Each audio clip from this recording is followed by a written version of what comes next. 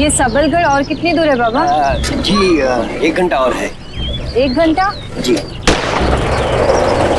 अरे अरे चल आप पहले नीचे उतरिए। नहीं नहीं आप उतरिए पहले। आप पहले उतर जाइए, आप उतर जाइए। अरे यहाँ छुप जाइए, छुप जाइए, छुप जाओ।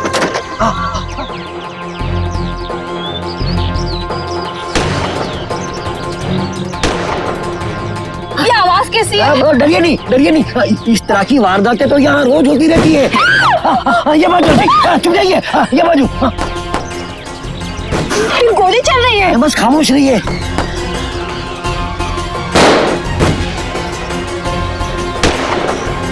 शहर में आरामदेह जिंदगी बिताने वालों को शायद ये दृश्य काल्पनिक लगे, लेकिन ये भी हमारे देश भारत का ही एक दृश्य है और उसमें रहने वाले कुछ लोगों के जीवन की रोजमर्रा की सच्चाई। चंबल में आपका स्वागत है। डाकुओं और बीहड़ों के लिए बदनाम ये वो चंबल है जहां इंसान की जिंदगी बंदूक की गोली से सस्ती है, जहां बच्चों को शिक्षा कागज कलम से नहीं बंदूकों और गोलियों से दी जाती है, जहां जिंदगी मौत के साए में पलती है। लखनऊ शहर में पली बढ़ी सीमा रावत के लिए यह दृश्य किसी रोमांचक नॉवल के विवरण से कम नहीं था। सीमा ने हाल ही में यूजीसी का टीचर्स ट्रेनिंग कोर्स खत्म किया था और उसकी पहली ही नियुक्ति चंबल क्षेत्र के सबलगढ़ गांव में हुई थी। सर 2 दिन लग गए सिर्फ यहाँ तक पहुँचने में। सर रास्ते में जो भी मिला सबने संबलगढ़ जाने से मना कर दिया। सर हर कोई बोलता है कि ये डाकू का गांव है। सर ये डाकू का राज चलता है। मेरी जान तक को खतरा है सर। देखो भाई, सरकारी नौकरी है तो तबादला तो होना ही था, लेकिन सर आप तुम भी वही करो जो तुमसे पहले के अध्यापकों ने किया। सरकार ने मकान दिया हुआ है ना, उसमें पड़ी रहो, तनख्वाह खींचो, मन करे तो काम पे जाओ, नहीं तो घर में पड़े रहो। सर लेकिन सर हेलो।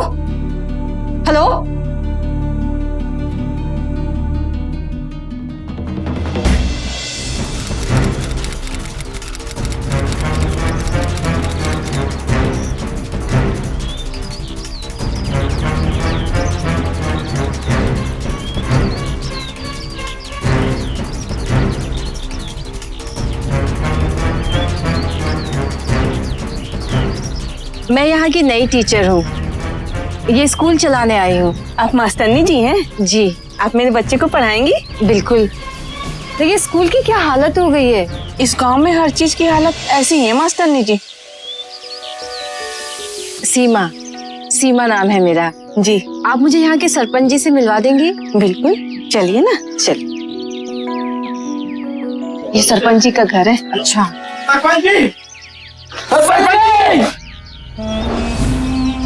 सरपंच जी। अरे रामदीन, क्या हो गया? हमारे नायब हत्याली रामदीन को मार डाला और इसकी बीवी को उठा के ले गए। अरे जल्दी से कोई सूरज को खबर पहुंचा दो। हाँ अब तो सूरज को सूचना देनी चाहिए। हमें हमारी नहर चाहिए। सूरज ही वो नहर हमें वापस दिला सकता है। चलो सूरज को सूचना देते हैं, अब तो उसके साथ ही गाँव में वापस आएंगे। हाँ चलो।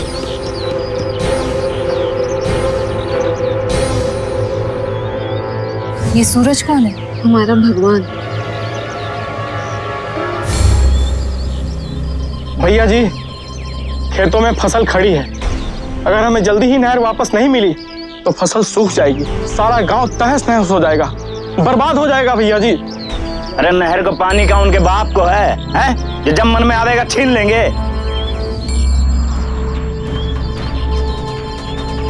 बंदूक दे। सेफ्टी खुला था ना, चल जाता तो।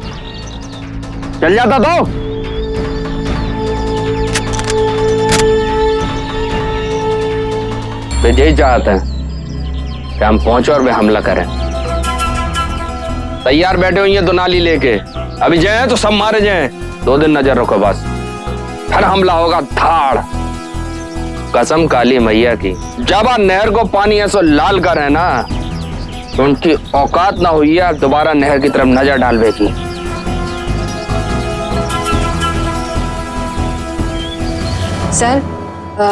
सर मैंने डाके के हाथों अर्जी भिजवा दी है। सर आने वाले 4-5 दिन में आप तक पहुंच जानी चाहिए। सर मैं इस गांव में नहीं रहना चाहती, प्लीज। जी sir. Thank you sir, thank you so much sir. Okay.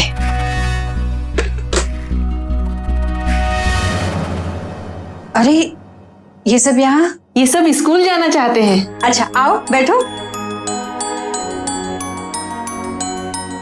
तो आप सब लोग स्कूल जाना चाहते हैं? मेरी माँ कहती है कि पढ़े लिखे लोगों की ही इज्जत होती है। Very good. मेरी माँ चाहती है कि मैं पुलिस में जाऊँ। अच्छा, तो तुम पुलिस में भर्ती होना चाहते हो? देखो बेटा, पढ़ाई लिखाई बदला लेने के लिए नहीं, बल्कि एक सभ्य इंसान बनने के लिए की जाती है। एक ऐसा इंसान जिसे अपने आसपास की दुनिया जहान की समझ हो, जो पढ़ लिख के अपने परिवार की, अपने समाज की मदद कर सके, अपने गांव की, अपने देश की तरक्की में अपना हाथ बटा सके, जो शिक्षा के जरिए सही और गलत में फर्क कर सके। क्या तुम लोग ये सब नहीं सीखना चाहते? गुड मास्टरनी जी, हम सब चाहते हैं आप इस गांव में रहें। ठीक है, अब से मैं आप लोगों की मास्टरनी बनूंगी। आप लोग पढ़ोगे मुझसे? हाँ। गुड। अरे मैडम, पढ़ोगे लिखोगे तो होंगे खराब, और बंदूक चलाने से बनोगे नवाब। आप इस गांव के सरपंच होकर ऐसी बात कर भी कैसे सकते हैं? ये चंबल के पानी को असर है मैडम। जो फसल कम बागी ज्यादा पैदा करत है। अरे सूरज, देखो अपना सूरज आ गया। अब उन लोगों को दिखाएंगे हम लोग। इनका परिचय कराओ। मेरा नाम सीमा रावत है। मैं सबलगढ़ प्राथमिक विद्यालय की नई अध्यापिका हूँ। अरे भाई, ये कह रही हैं कि स्कूल की इमारत में स्कूल ही चलनी चाहिए। ऐसा है मास्टरनी जी, हम अपने बच्चन के हाथों में सिर्फ दो ही चीज देते हैं, या तो हल या बंदूक। काहे जी आपके कागज कलम उठाएंगे ना तो बच्चों के हाथ भी कमजोर होंगे, कलेजा भी। कमजोर नहीं, मजबूत हो जाएंगे। अगर आप सच में अपने गांव की तरक्की चाहते हैं तो इस गांव के हर बच्चे को शिक्षित करेंगे।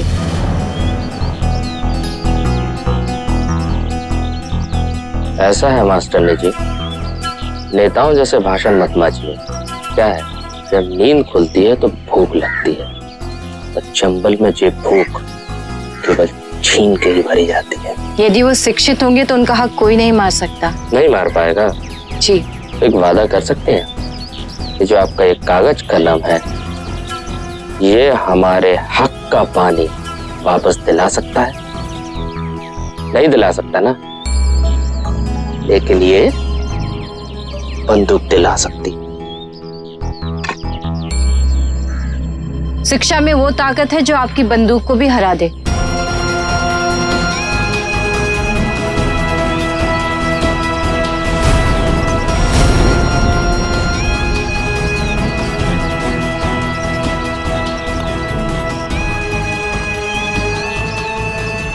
सीमा पर सबलगढ़ में रहने की कोई नैतिक जिम्मेदारी नहीं थी। देश भर में और कई ऐसे गांव और शहर थे जहां के बच्चों को उसकी योग्यता का लाभ मिल सकता था। सीमा यह भी जानती थी कि सबलगढ़ में उसकी ये पोस्टिंग जोखिम से भरी थी, जहां उसकी जान तक को खतरा हो सकता था। लेकिन इसके बावजूद सीमा ने वहीं रहने का फैसला किया, क्योंकि कहीं ना कहीं सीमा यह समझ गई थी कि अगर उसके शिक्षिका होने की योग्यता की कहीं सच्ची जरूरत है, अगर कोई ऐसी जगह है जहां वो कोई सकारात्मक बदलाव ला सकती है, तो वो जगह सबलगढ़ ही है। हेलो, हाँ भैया, 24 घंटा इस नहर पे पहरा रखो। 24 घंटा। इस साला जो सूरज है कभी भी हमला कर सकता है। सूरज! ए बिरजू, मार साले, छोड़ दिया बंदे क्यों के?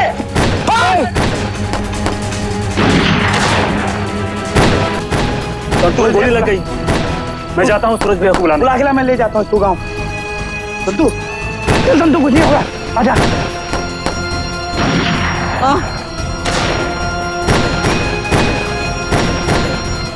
आजा भैया, चल भाग। कहाँ भाग रहा है? साले घर में घुस कर मारेंगे, चल। अबे कभी नहर की तरफ मुड़ के भी देखा और पानी छीनने की कोशिश की, कोई बेटा नहीं बचेगा माँ बाप को पानी पिलाने के लिए। भैया, संतू को गोली लग गई। माधव उसे उठाकर गांव ले गया। जल्दी चलो। संतू, संतू, वो सो रहा है, चोट ज्यादा नहीं आई है, गोली बस पैर को छूकर घुस रही है। भैया, बेटा तू ठीक है ना संतू? हाँ भैया। ये मास्टरनी जी ने मुझे बचा लिया। तुम यहाँ कैसे? मुझे गांव वालों ने यहाँ बुला लिया। मुझे फर्स्ट एड आता है, मरहम पट्टी कर दी है। ये डर गया था, इसको लगा इसे गोली लग गई है, बहुत घबराया हुआ था। 2 नींद की गोलियां दे दी है, गांव में ही किसी के पास मिल गई थी। रात भर चैन से सोएगा तो सुबह आराम मिल जाएगा। खून के रिश्ते में एक यही तो अपना बचाया है।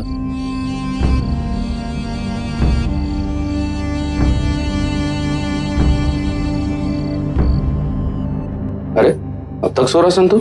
हाँ सो रहा है। क्या कल रात जो हुआ जरूरी था? हाँ था जरूरी। और आज अगर तुम्हारे आदमियों की लाशों के साथ तुम्हारे भाई की लाश भी पड़ी होती तो? कल भी ले जाऊंगा मैं संतु को, ताकि अपनी तरह उसे डाकू बना सकूं।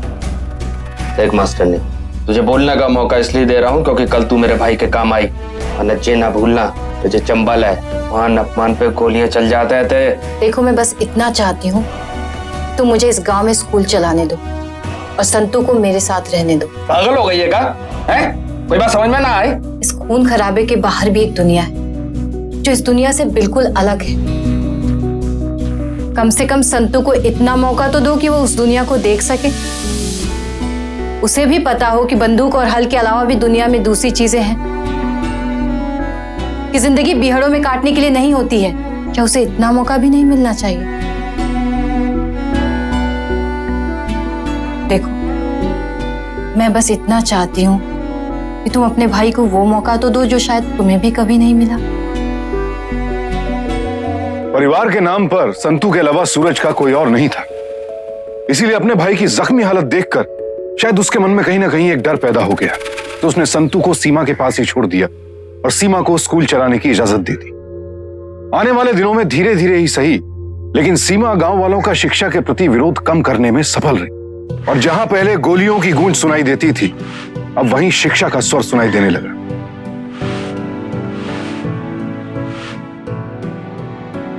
अब स्कूल तो चालू हो गया, पर गांव के हर बच्चे कॉपी किताब का खर्चा कैसे उठाएंगे?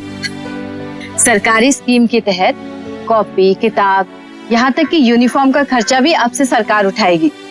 गाँव वालों को सिर्फ इतना करना है कि अपने बच्चों को स्कूल भेज दे, है ना? 2 एकम 2 दूनी 2 तिहाई 6। अरे संतू वहां क्यों खड़े हो? आओ बैठो, आओ। अरे क्या हुआ? देखिए अगर आप लोग अपने बच्चों को स्कूल भेजेंगे तो सरकार न सिर्फ आप लोगों को हर महीने कुछ पैसे देगी, बल्कि आपके बच्चों के दोपहर के खाने का इंतजाम भी स्कूल में ही करके देगी। आओगे स्कूल?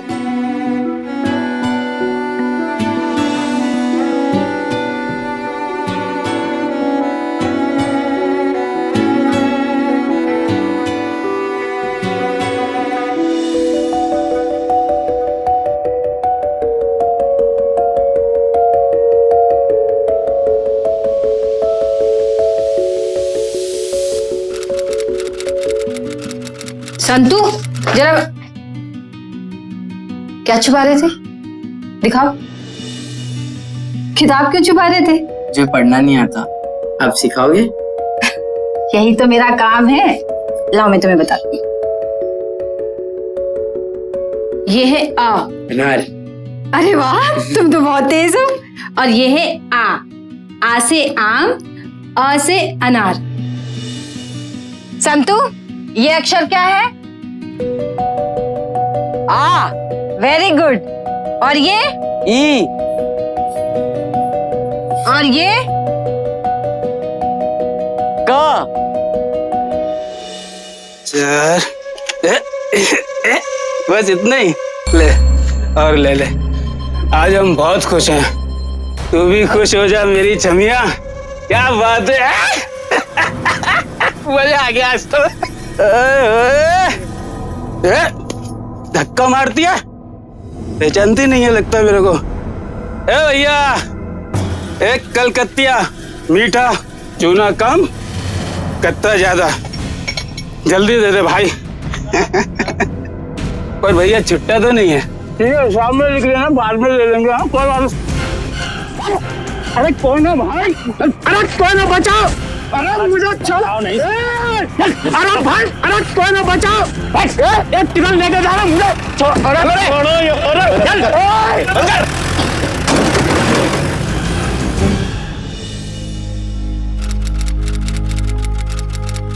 प्रणाम भैया। जय गोपी, सबलगढ़ से बहुत अच्छी खबर लेके आए हो। है गोपी, चल बता भैया को। प्रताप भैया, वो जो पिछले हफ्ते ग्वालियर में जो खदान वाले मार्बल सेट की पकड़ हुई थी ना, वो सब सूरज ने कराई थी। और भैया पकड़ को सूरज ने सबलगढ़ में ही कहीं छुपा रखा है। ये बता, फिरौती की रकम कितनी मांगी है? ये तो पता नहीं भैया, पर कम से कम 25 लाख रुपया तो होगी। और सामने वाली पार्टी इतनी बड़ी आसामी है, इतना पैसा दे भी देगी। हाँ चल जा। प्रणाम भैया। प्रणाम। चल, अगर सूरज को 25 लाख रुपए मिल जाता है तो इस बार हमला AK-47 और ग्रेनेड से होगा। तो भैया पुलिस को खबर कर दे। वैसे तो हर बार बच जाता है साला, मगर लगता है अब की बार नहीं बचेगा। दरोगा को फोन लगा। जा। जी भैया।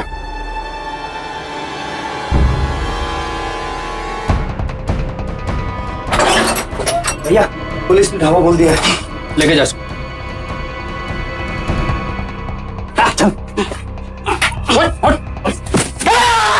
पुलिस आ गई, अब देखो मैं क्या करता हूँ तुम्हारा।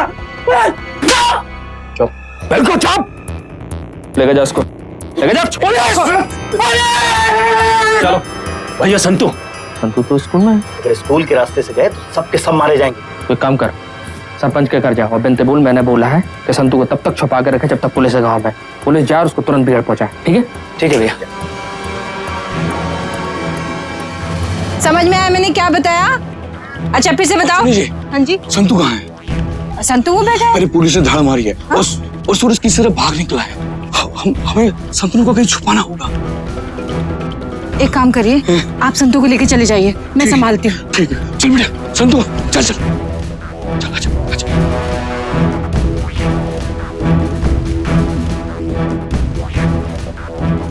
इधर मेरे साथ आओ, छोड़ दो इसको, छोड़ो। चलो चलो, भागो भागो भागो।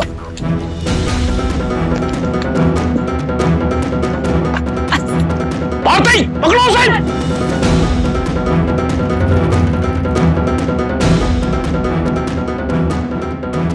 हमसे बच के कहाँ जाओगी? रुको, कहाँ जा रही हो? हाँ, अपने आप को ज्यादा होशियार समझती हो? सूरज का भाई कहाँ है? जी कौन? वो जो तुझे स्कूल चलाने देता है, जिसका छोटा भाई तेरे घर में रहता है।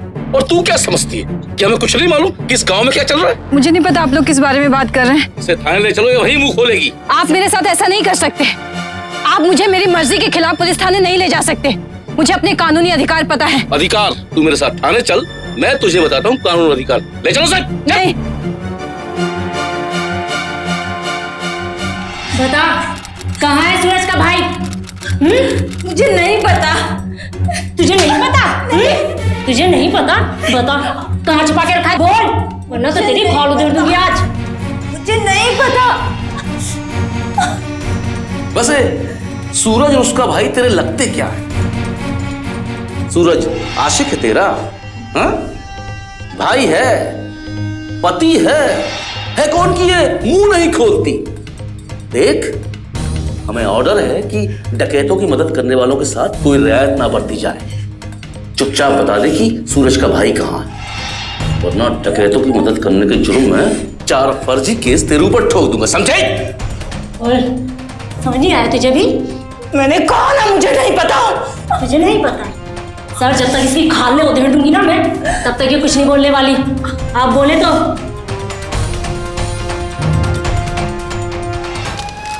सूरज, सूरज, संतू भाई तू ठीक है ना? मैं ठीक हूँ भैया, लेकिन वो पुलिस वाले मास्टरनी जी को उठा ले गए।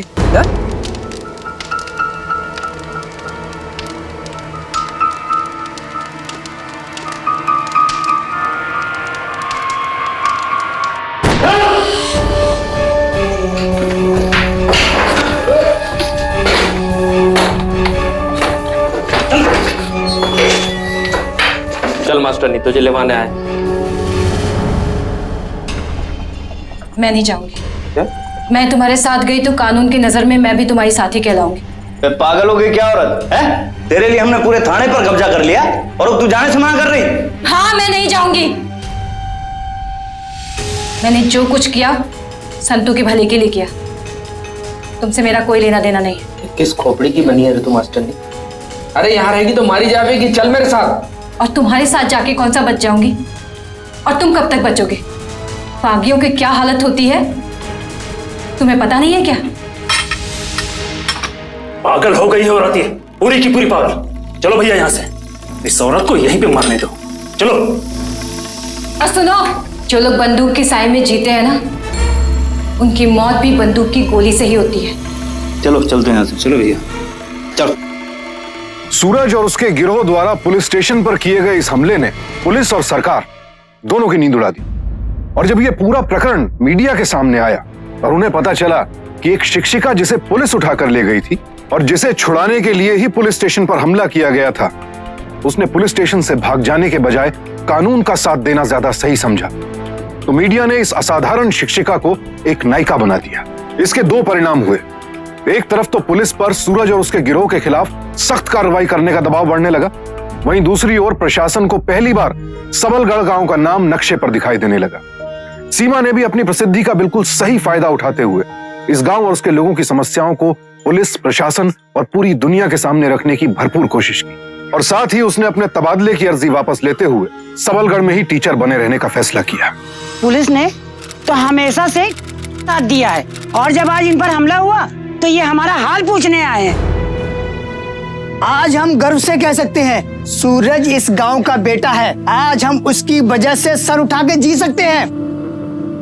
अब आप ही बताइए एसपी साहब, आज तक कभी कानून ने हमारा साथ नहीं दिया, तो फिर क्यों हम आज कानून का साथ सूरज को पकड़वाने में दें? अब आप ही बताइए, ये कोई न्याय होगा क्या? तुम सही कह रही हो, इन लोगों में बहुत गुस्सा है।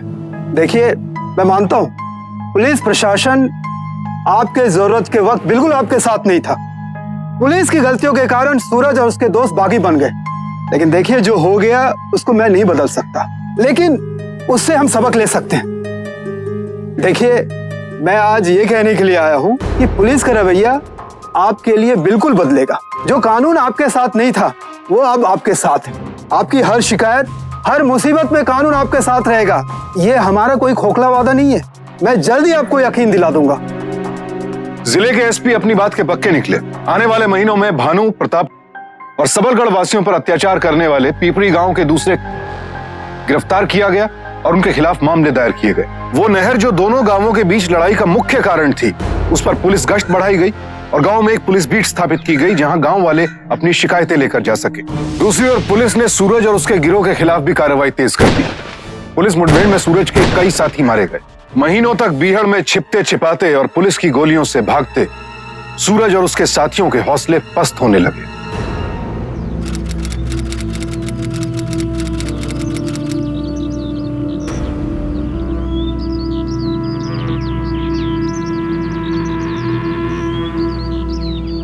भैया, कितने दिन बाद देखा है रे तुझे? इतना लंबा हो गया रे। मास्टरनी जी के संग आए हैं, आपका सबक सिखाने आई है जेल में। मैं यही सबक सिखाने आई हूँ कि आप सरेंडर कर दो। फिर से वही बात, काहे के लाने पहुंचाया था तुझे इनके पास? कायर बना रही है तो? मैडम जी, शेर का भाई है संतू, गीदड़ ना बनाइए। कई महीनों से आप घर नहीं आए, लेकिन 10-20 दिन में आपकी खबर जरूर आ जाती है कि पुलिस के साथ मुठभेड़ में आपके गैंग के कई लोग मारे गए। अब भी पुलिस आपका सुराग लिए घूम रही है। आने वाले दिनों में या तो आपको गिरफ्तार कर लेगी या फिर आपका एनकाउंटर। सरेंडर कायर लोग करते हैं मास्टरनी जी। पुलिस के साथ ये खेल तो हम बरसों से खेल रहे हैं, कभी वो आगे तो कभी हम। और पुलिस किसी दिन ये खेल जीत गई तो? सूरज अब भी कुछ नहीं बदला है। तुम बागी बने थे अपने परिवार की मौत का बदला लेने के लिए, अन्याय के खिलाफ लड़ने के लिए, लेकिन अन्याय से लड़ने के तरीके और भी हैं। न्याय पाने का तरीका सिर्फ बंदूक नहीं हो सकती। कानून कमजोर है सीमा, पैसे वालों की जेब में। तुम ही बताओ, कैसे भरोसा करें हम ऐसे कानून पे? अगर तुम भरोसा करोगे तो शायद कानून मजबूत हो जाए। तुम उसकी आवाज बनोगे, लोगों की आवाज बनोगे, तो जनता तुम्हें न्याय दिलाएगी। सूरज, जो लोग बंदूक के साए में जीते हैं ना, उनकी मौत बंदूक की गोली से ही होती है।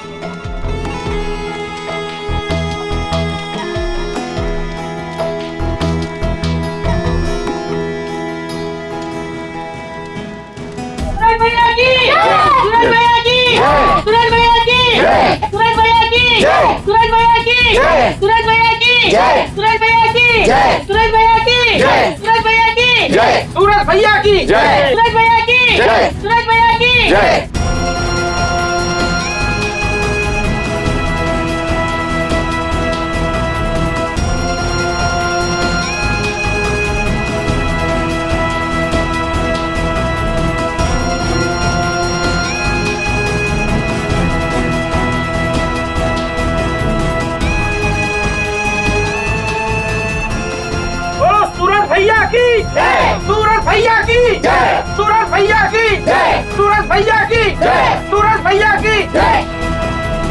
थैंक यू सीमा, तुम्हारी मदद के कारण यह सब संभव हो सका। सूरज और उसके साथियों के आत्मसमर्पण की शर्तों के मुताबिक और जिन हालात में वो लोग बागी बने थे, उनके मद्देनजर अदालत ने उन सबको 2-2 साल की न्यूनतम कैद की सजा सुनाई।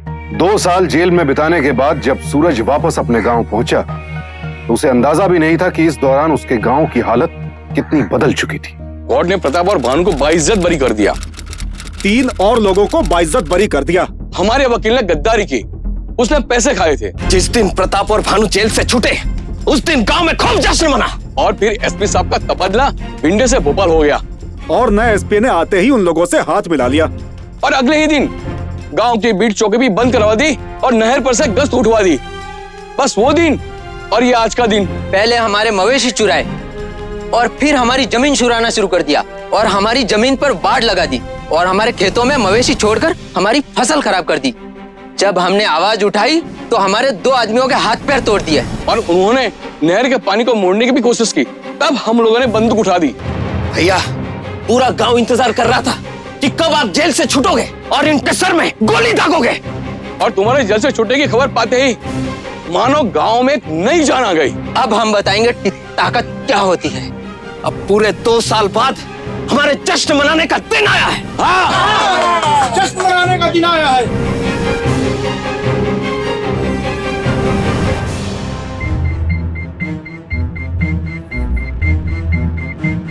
इतना सब कुछ हो गया गांव में। वो लोग बरी हो गए, एसपी का तबादला हो गया, उन लोगों ने हमारी जमीन छीनने की फिर कोशिश करी। और तुमने मुझे कछू नहीं बताओ, काहे नहीं बताओ?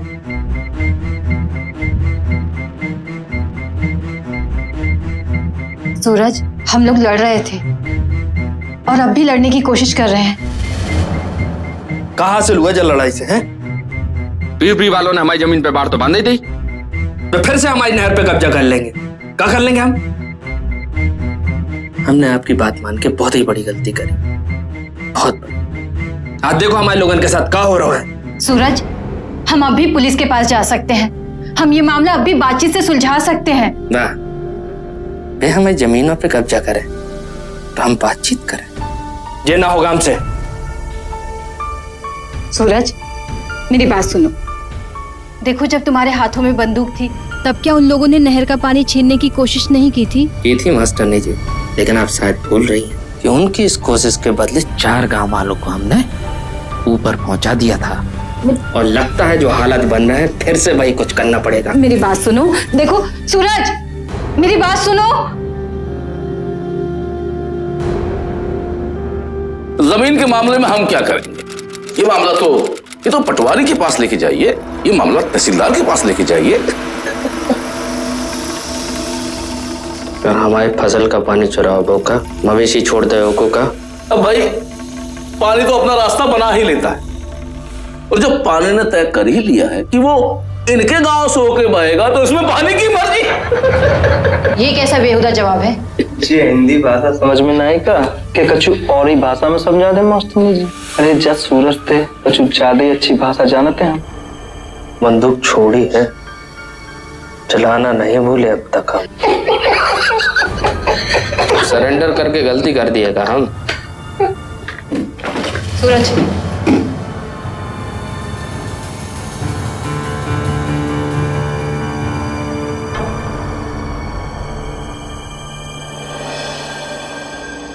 गलती कर दिएगा हम सरेंडर करके इंस्पेक्टर। हमसे पूछ के सरेंडर किया था। सूरज क्या कर रहे हो? गलती कर दी है क्या हम? सूरज क्या कर रहे हो? गलती की है क्या? छोड़ो पिस्तौल। चेतावनी देते हैं, ध्यान रहे। सूरज सिंह परिहार नाम है हमारा, भूलना मत। अब उकसाया ना, बंदूक उठाई तो तू जेल नहीं सीधे ऊपर जाएगा, समझ गए? ध्यान रखना।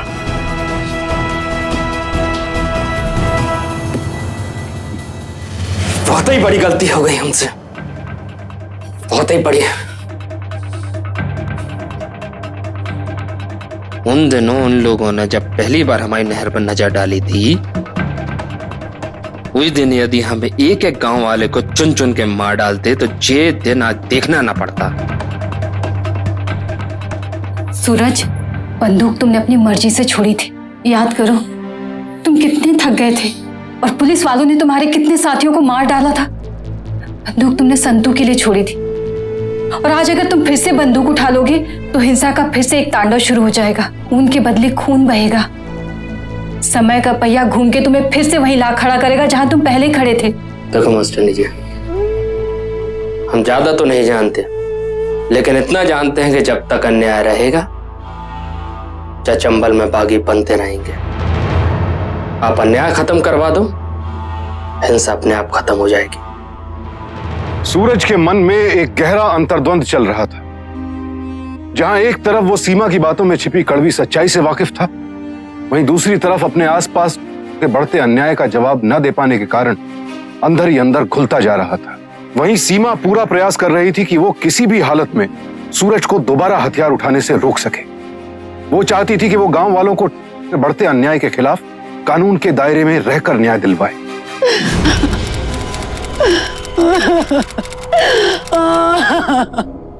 मेरा बच्चा। सूरज भैया, अब वक्त आ गया है, दोबारा से बंदूक उठा लो।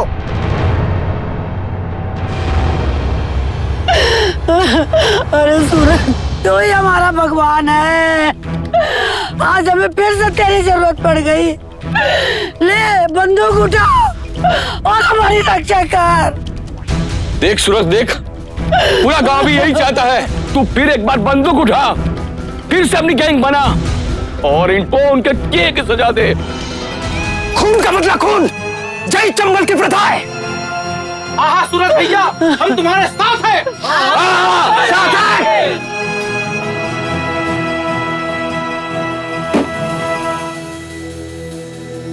अगर सूरज ने फिर से गैंग बना लिया तो हम लोग मुश्किल में आ जाएंगे। इस मुसीबत का जल्द से जल्द तोड़ निकालना होगा। मौका तो मिलने दीजिए। मौका मिलता नहीं दरोगा साहब, निकालना पड़ता है। आप मौका तो निकालिए, उड़ा तो हम देंगे। इंस्पेक्टर का संदेशा आया था, कह रहा था पिपरी गांव वाले आपस में मिल बैठकर मामला सुलझाना चाहते हैं। अरे तो उसके लिए हम क्यों जाए पुलिस स्टेशन? वो भी तो आ सकते थे। उन लोगों को डर है कि एहतियात तो कहीं उड़ा ना जाए। हमें भी तो डर है भैया, कहीं पुलिस स्टेशन पे हमें ना उड़ा दे। चलना तो फिर भी पड़ेगा ही। देखो भैया, तुम हथियार उठाओ या मत उठाओ, हम तो हथियार उठा के ही जाएं। मैं भी चलूंगा भैया। चल।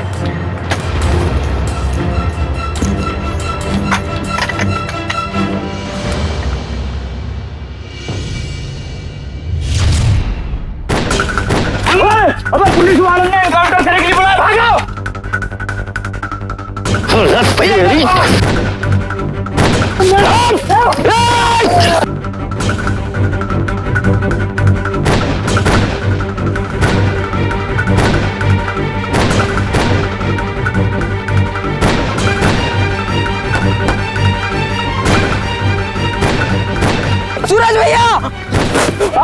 चलो भैया चलो, आ रहा संतो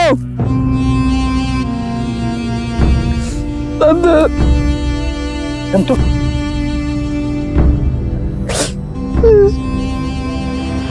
ये सिला मिला सरेंडर का। संतो किसी को नहीं छोड़ेंगे। देख लिया मास्टरनी, तेरी सलाह का क्या परिणाम हुआ? मारा गया ना बेचारा संतू आज। ये औरत होती कौन है हमारे मामलों में दखल देने वाली? हमारे बच्चों को नामर्द बना दिया इन्हें।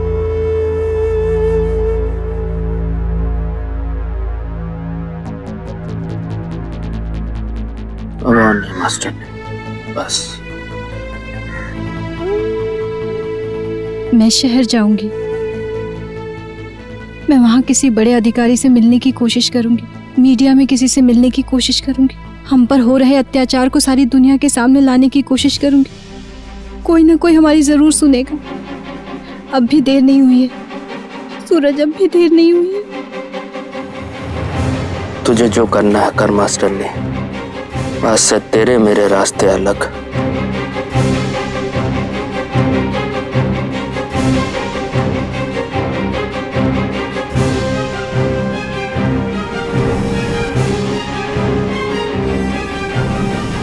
आज सूरज फिर बागी बन गया। हर अन्याय का बदला लिया जाएगा। गोली के बदले गोली। बता दो कि सूरज ने बंदूक उठा लिया है। अपनी तमाम कोशिशों के बावजूद सीमा सूरज को फिर से बंदूक उठाने से नहीं रोक पाई। वो चाहती तो इस मुकाम पर हार मान सकती थी, लेकिन उसने ऐसा नहीं किया, क्योंकि वो जानती थी कि अगर गांव वालों और सूरज को जल्द इंसाफ नहीं मिला तो सबलगढ़ और पीपरी गांवों में नरसंहार शुरू हो जाएगा।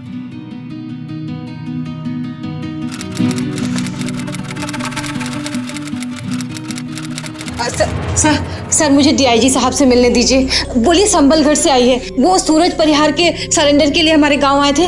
बहुत अर्जेंट है सर, प्लीज। देखिए डीआईजी साहब 10 दिन के लिए छुट्टी पर बाहर गए हैं, अब 10 दिन बाद आइए। बट सर,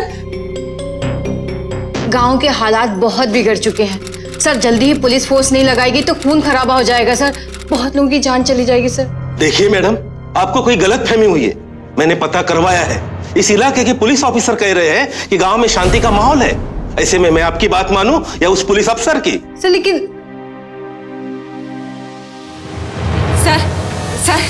सर आपको याद है सर आप सूरज के सरेंडर पे गांव आए थे। सर देखिए, आज गांव को आपकी बहुत जरूरत है। गांव के हालात बहुत तेजी से बिगड़ रहे हैं सर प्लीज आप अपने अखबार के माध्यम से प्रशासन को नींद से जगाइए सर। देखिए, अभी हम क्या कर सकते हैं सर? अभी तो कुछ हुआ भी नहीं है सर। मैं बहुत उम्मीद से आई हूँ सर देखिए, आप लोग बहुत कुछ कर सकते हैं। पहले गोलियां तो चलने दीजिए और कम से कम 2-4 लाशें गिरने दीजिए और एक आधा पुलिस स्टेशन को फूंकने दीजिए सूरज को। फिर देखिए क्या समाचार बनता है। जी। भिंड और ग्वालियर में सीमा को पुलिस, प्रशासन और मीडिया तीनों से कोई मदद नहीं मिली। अब उसके पास एक ही विकल्प था कि वो भोपाल जाकर भिंड जिले के पूर्व एसपी से मिले, जिन्होंने गांव में एक बार फिर से कानून व्यवस्था स्थापित की थी और जो अब भोपाल में डीजीपी के ओहदे पर थे। इधर मुठभेड़ शुरू हो चुकी थी।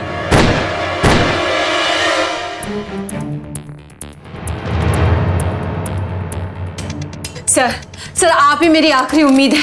सर आप ही कुछ कर सकते हैं। आने वाले तूफान से बस आप ही रोक सकते हैं सर प्लीज। ओके, मैं अभी रिजर्व फोर्स को ऑर्डर देता हूँ कि वो सबलगढ़ जाए और मैं खुद तुम्हारे साथ चलता हूँ। सर प्लीज चलिए सर बहुत देर हो जाएगी सर, चलिए।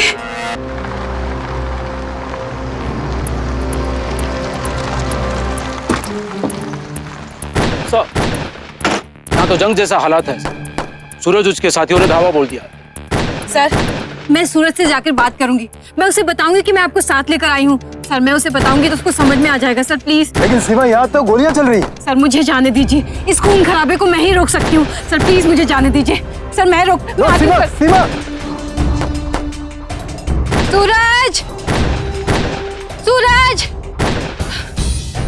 सूरज, बिरजू, बिरजू, बिरजू, सूरज कहाँ है? सूरज, अरे, सूरज, माधव, माधव, सूरज कहाँ है? भाग जा मास्टरनी, यहाँ से भाग जा मास्टरनी।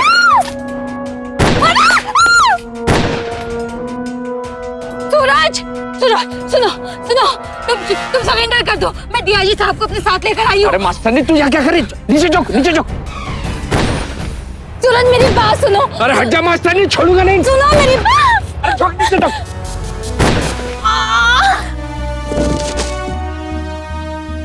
मास्टरनी, सीमा, सूरज सरेंडर कर दो सूरज। कुछ नहीं होता। भाग, निकल, निकल।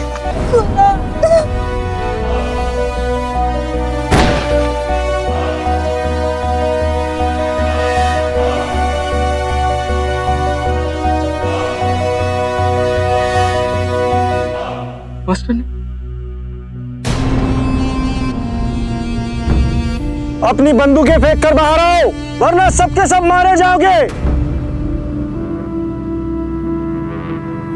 सीमा! तेरे बात है। चल, तेरे।